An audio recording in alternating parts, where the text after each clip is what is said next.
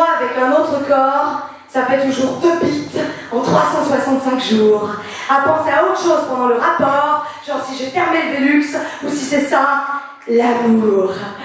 Sujet personnel, écrit à 3h et quelques du mat. Sujet sans mots, entre un paquet de clopes et une petite chatte.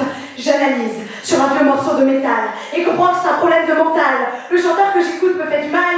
Personne ne crie jamais comme ça avec moi. C'est anormal.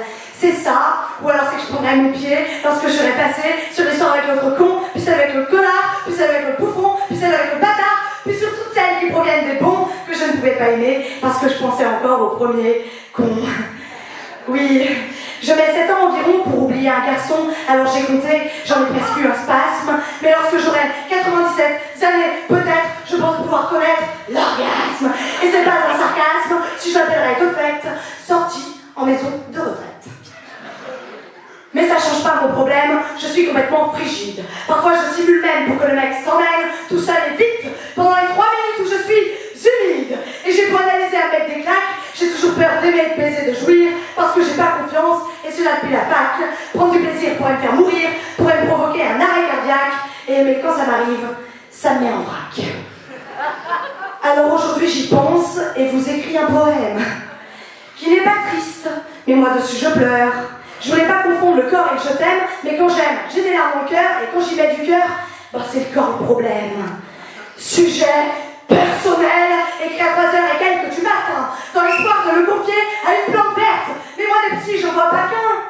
Je fais comme des amis slameurs.